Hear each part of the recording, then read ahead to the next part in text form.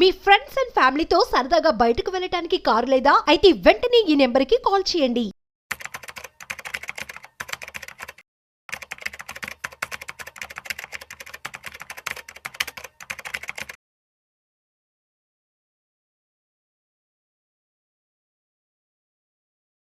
సత్యన్ గారు, welcome to Vishnu talks. నమస్తే. సత్యన్ గారు, చేతిలో పాన్ కార్డు ఉంటే చాలు మీకు ఈజీగా లోన్ వస్తుంది అంటూ కూడా ఆర్టికల్ ఒకటి చదివాను. అవును. అసలు పాన్ కార్డ్ తో లోన్ ఎవరు ఇస్తారు, ఎక్కడ ఇస్తారు, ఎంత ఇస్తారు, అసలు దీనికి ఏ విధంగా దాఖలు చేయాలి, ఈ లోన్ అమౌంట్ తీసుకొని మళ్ళీ కొద్ది రోజుల తర్వాత ఈ లోన్ అమౌంట్ కనుక మనం సకాలంలో రీపే చేయకపోతే దాని తర్వాత ఎటువంటి తీవ్ర పరిణామాలను కూడా ఎదుర్కోవాల్సి ఉంటుంది. దీనికి సంబంధించిన కంప్లీట్ డీటెయిల్స్ తెలియజేయగలరు? ఓకే, మీరు అన్నట్టు పాన్ కార్డ్ చేతిలో ఉంటే ఒక 5,000 అయితే ఈజీగా వస్తాయి. చాలా మందికి ఏమనిపిస్తుంది అంటే 100, 500, 1000 కూడా ఒక్కోసారి ఒక టైంలో అవసరం పడుతుంది. ఎవరిని అడుగుతా ఓ ఫీల్ ఇస్తాడో ఇయ్యడో, ఒకవేళ ఇచ్చిన ఒక విధమైన వాళ్ళ దృష్టిలో మనం అనిపిస్తుంది తక్కువైపోతాం, 500 అడిగాడు, 5,000 అడిగాడు, 1000 అడిగిండు అనేది ఫీల్ ఉంటుంది. మళ్ళీ అతను ఇవ్వాలని ఏం లేదు, అడగంగానే ఇంకో తీసి ఇచ్చాడు ఏంది ఇయ్యడు.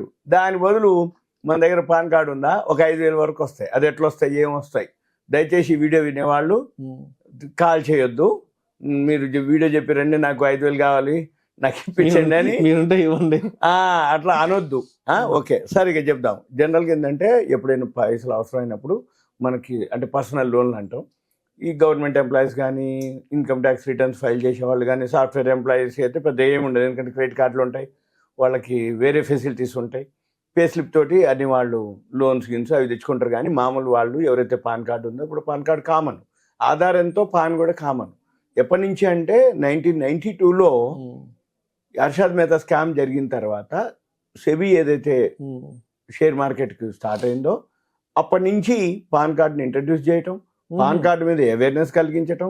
పాన్ కార్డు నువ్వు ఇన్కమ్ ట్యాక్స్ రిటర్న్స్ ఫైల్ చేస్తావా చేయవా తర్వాత సంగతి, ముందేతో పాన్ కార్డు పెట్టుకో, నీ ప్రూఫ్, నీకు ఒక ఆధారం, ప్రూఫ్ ఆఫ్ ఐడెంటిటీ అప్పుడు ఉండేది పాన్ కార్డు.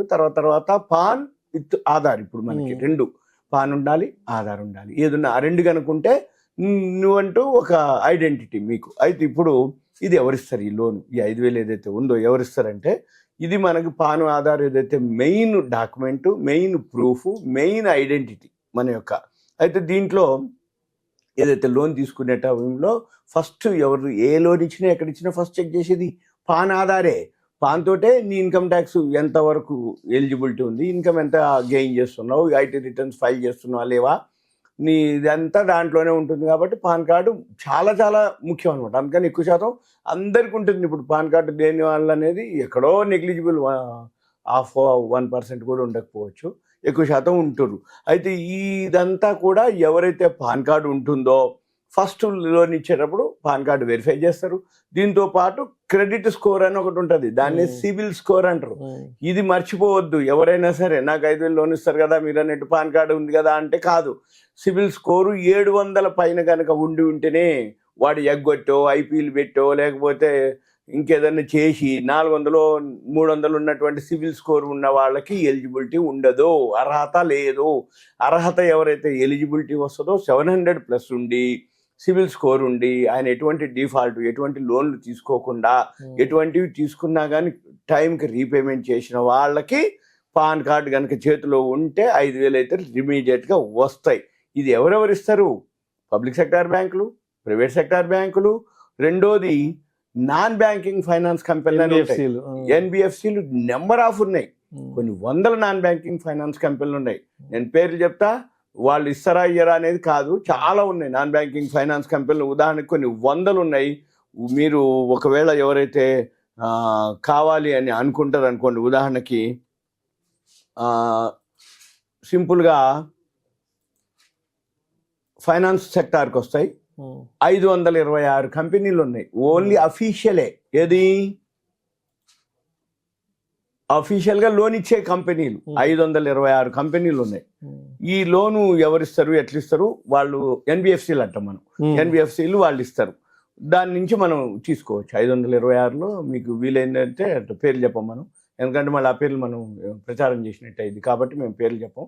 తర్వాత మళ్ళీ మెయిన్ ఏంటంటే ఎవరైతే ఇస్తుండ్రో మీరు ఆ ఫైనాన్స్ కంపెనీకి వెళ్ళి వడ్డీ రేటు చూసుకోవాలి ఫస్ట్. చాలా వాటిల్లో ఇక్కడ మతలబ్ ఏంటిది అంటే ఫైనాన్స్ కంపెనీలో వడ్డీ రేటు తక్కువ ఉంటే ప్రాసెసింగ్ ఫీజు ఎక్కువ ఉంటుంది. ప్రాసెసింగ్ ఫీజు అంటే డాక్యుమెంటేషన్ అని ఉంటుంది. అవునవును. ఈ ప్రాసెసింగ్ ఫీజు కింద ఎక్కువ వసూలు చేస్తారు. లేదు ప్రాసెసింగ్ ఫీజు తక్కువ ఉంటే వడ్డీ రేట్ ఎక్కువ ఉంటుంది. గవర్నమెంట్ బ్యాంకులు కానీ ఆర్గనైజేషన్స్ పెద్ద ఏవైతే ఉన్నాయో వడ్డీ రేట్ చాలా తక్కువ ఉంటుంది, ప్రాసెసింగ్ ఫీజు కూడా తక్కువ ఉంటుంది. మనం అవి వెరిఫై చేసుకోవాలి. వడ్డీ రేట్ తక్కువ ఉండి ప్రాసెసింగ్ ఫీజు ఎక్కువ ఉందా, ప్రాసెసింగ్ ఫీజు తక్కువ ఉండి వడ్డీ రేట్ ఎక్కువ ఉందా, రెండు బేరీజ్ చేసుకొని ఎంత పడుతుంది నువ్వు చూసుకోవాలి. అది మెయిన్. అప్పుడు నువ్వు వడ్డీ తీసుకోవచ్చు. ఏది ఒక 5,000 కదా, ఏమోలే ఎవరో ఒకరు నాకు ఇచ్చేటోడు కావాలనుకుంటే ఇవన్నీ పట్టించుకోకర్లేదు. మేలకుండా నీకున్నటువంటి బ్యాంకు, నీకున్నటువంటి ఏదైతే ఫైనాన్స్ కంపెనీ సర్వీస్ ఇస్తుండు, ఈ వడ్డీ రేటు కోసం, ఈ ప్రాసెసింగ్ ఫీజు కోసం రోజులు ఆఫీసులు చిట్టి తిరిగే బదులు ఎవరైతే అవైలబుల్ ఉండి ఇస్తా అనడానికి తీసేసుకోవటమే మనకు కావాల్సిన అవసరం కదా. అట్లా తీసుకోవటం అనేది ఒకటి. అయితే ఏంది ఎక్కువ శాతం మన ఊళ్ళో ఉండి మనకి దగ్గరలో ఉన్నటువంటి ఫైనాన్స్ కంపెనీని ఎన్నుకోవటం బెటర్. ఎందుకంటే వడ్డీ రేటు తక్కువ ఉందని ఏ ఊరో పోయి పోను రాను టైము ఇవన్నీ జరిగిపోతాయి. అయితే దీంతో పాటు ఒక పాన్ కార్డే కాదు, మళ్ళీ వేరే ప్రూఫ్లు ఉండాలి. ఐడి ప్రూఫ్, దాన్ని మనం ఐడి ప్రూఫ్ అంటే ఏంటి, ఆధారు, బ్యాంకు ఏవైతే చెక్, బ్యాంకు IFSC కోడ్తో ఉన్నటువంటి బ్యాంక్ డీటెయిల్స్ ఇవన్నీ కూడా మనం సబ్మిట్ చేయాలి. దీంతో పాటు బ్యాంకు వాళ్ళు అదే బ్యాంక్ అయితే ఇబ్బంది ఏమి ఉండదు. ఒకవేళ వాళ్ళు బ్యాంక్ వాళ్ళు అడిగితే షూరిటీ కూడా అడుగుతారు. ఎవరినన్నా బ్యాంకులో ఉన్న వాళ్ళ అకౌంట్ ఉండి వాళ్ళ షూరిటీ కూడా అడుగుతారు. అవసరమైతే ఆ షూరిటీ కూడా మనం ప్లాన్ చేసుకోవాలి. ఎందుకంటే నువ్వు పైసలు లేకపోయినా కానీ కొంచెం షూరిటీ పెట్టే బ్యాంకులో అని ఆడుకోవాలి. మళ్ళీ మీరు అన్నట్టు సకాలంలో కనుక ఇప్పుడు పైసలు ఇచ్చేసిండు ఇంకా అయిపోయిందిలే ఇంక మనం ఎంజాయ్ చేద్దామంటే కాదు. మళ్ళీ వీళ్ళు ఏం చేయాలి, అపరాధ రుసుము అని ఉంటుంది. ఒకవేళ నువ్వు టైంకి కనుక పే చేయకపోతే పెనాల్టీలు పడతాయి. వడ్డీ అయింది, ప్రాసెసింగ్ ఫీజు అయింది, పెనాల్టీలు పడుతూ ఉంటాయి. మళ్ళీ ఏమైంది, ఒకవేళ మీరు కనుక పెనాల్టీలు ఇచ్చినా రేపు ఒకవేళ మునుముందు మీరు లోన్ కనుక తీసుకోదలుచుకుంటే ఈ సిబిల్ స్కోర్ బాగా పడిపోద్ది. నువ్వు సకాలంలో పే చేయకపోతే ఏమవుతుంది, నీ సిబిల్ స్కోర్ మీద ఎఫెక్ట్ పడుతుంది. సిబిల్ స్కోర్ ఎప్పుడైతే పడిపోయిందో నువ్వు ఇప్పుడు 5,000 కోసం బాగానే ఉంటావు, కానీ రేపు పెద్ద మొత్తం అవసరం అయితే నీకు ఎవ్వరు కూడా 526 ఫైనాన్స్ కంపెనీలు కూడా ఏ ఒక్కళ్ళు కూడా ఇవ్వరు. అదే నువ్వు సకాలంలో చెల్లించి అపరాధ రుసుము పడకుండా టైం కనుక పే చేస్తే నువ్వు 5,000 కాదు, తర్వాత పెద్ద మొత్తం కూడా వాళ్ళే ఇవ్వడానికి అవకాశం ఉంటుంది. అయితే ఎక్కువ శాతం ఏంటంటే ఈ క్రెడిట్ స్కోర్ని మెయింటైన్ చేయటం. రెండోది ఏదైనా ఉంది అంటే దాన్ని పెంచుకునే మార్గాలు వీళ్ళు చేసుకోవాలి. అయితే చిన్న మొత్తాలు ఏదైనా చిన్న రుణాలు అంటే మీకు తొందరగా మళ్ళీ వచ్చే ఉన్నాయి అనుకోండి, అప్పుడు ఏం చేయాలి, తీసుకోవాలి, మళ్ళీ టైంకి పే చేయాలి. వీలైతే ముందుగా పే చేసినా క్లోజ్. ఎందుకంటే నీ అవసరానికి తీసుకున్నావు 5,000, అవసరం అయిపోయింది, తీసేయి, ఇంకా నాకు టైం ఉంది కదా, ఇంకా నేను అప్పటి వరకు అనుకుంటే ఈ 5,000 ఏం చేస్తాడు, మళ్ళీ వచ్చిన పైసలు ఖర్చు పెడతాడు. ఖర్చు పెడితే మళ్ళీ అప్పుడు ఏమైంది, ఆ టైంకి నువ్వు మళ్ళీ అడుక్కోవాలి ఎవరు. దాని బదులు నీ అవసరానికి తీసుకున్నావు, రీపే చేసినావు, అపరాధ రుసుము ఉండదు, నీ సిబిల్ స్కోర్ పడిపోదు. దీంతో పాటు ఏవైతే ప్రూఫ్ ఉందనుకో బ్యాంకు కానీ నీకు ఏదైనా ఉంటే వాళ్ళే మళ్ళీ చెప్పి అబ్బో మీరు 5,000 కాదండి మీకు ఇంకా కూడా ఎక్స్ట్రా ఇస్తామని చెప్పేసి వాళ్ళు ఎక్స్ట్రా కూడా ఇచ్చే అవకాశాలు ఉంటుంది. ఇంకా టైం కనుక పేమెంట్ చేస్తే, ప్రీపేమెంట్ చేస్తే వడ్డీలో కూడా రాయితీలు ఇస్తారు, అంటే కొంచెం డిస్కౌంట్ చేస్తారు. ఇవన్నీ కూడా ఎవరైతే ఉన్నారో వాళ్ళు సింపుల్గా ఇది అంటే 5,000 వరకు ఏమి ఎటువంటి ప్రాబ్లం లేకుండా, పూచీకత్తు లేకుండా, అంటే పూచీకత్తు అంటే వాళ్ళకి ఓకే అనిపిస్తే షూరిటీ అడగరు, లేదు అంటే షూరిటీ కూడా అడగవచ్చు. వాళ్ళని బట్టి మనం చూసుకొని చేసుకోవచ్చు. ఇదే కాదు, మంచిగా కనుక సిబిల్ స్కోర్ మెయింటైన్ చేసి కనుక చేస్తే ఇలా కోట్ల వరకు కూడా లోన్లు తీసుకుంటారు. సిమెంట్ ఫ్యాక్టరీలు అన్నీ పెద్ద పెద్ద ఎట్టి వాళ్ళు ఏమైనా సొంత పైసలు పెట్టిరా, వాళ్ళు కూడా లోన్లే. అంటే నీ స్థాయికి నీవు ఏవైతే ఉన్నావో నీవు లోన్ తీసుకోవడానికి మార్కెట్లో చాలా చాలా ఫెసిలిటీస్ ఉన్నాయి. కాకపోతే మనము సక్రమంగా ఉపయోగించుకోవాలి. అయితే దయచేసి కాల్ చేయొద్దు, మీరు సింపుల్గా మెసేజ్ కూడా పెట్టొద్దు. మీ దగ్గరలో ఉన్న బ్యాంక్ కానీ ఆ ఫైనాన్స్ కంపెనీకి వెళ్ళండి. ఓకేనా? Right. Thank you sir. Thank you.